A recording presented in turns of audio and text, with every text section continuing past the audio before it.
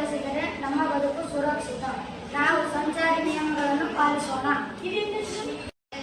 ಎಡಕ್ಕೆ ತಿರುಗಿ, you turn ಮಾಡಿ, ನಿಲ್ಲಿಸಿ, ನಿಗದಿತ ವೇಗ ಮಿತಿಯನ್ನು ಮೀರಬೇಡಿ, ವಾಹನಗಳನ್ನು ನಿಧಾನವಾಗಿ ಚಲಿಸಿ, ಯು ಟರ್ನ್ ಮಾಡಬೇಡಿ, ಹೆಲ್ಮೆಟ್ ಧರಿಸಿ, ನಮ್ಮ ಜೀವ ನಮ್ಮ ಕೈಯಲ್ಲಿದೆ.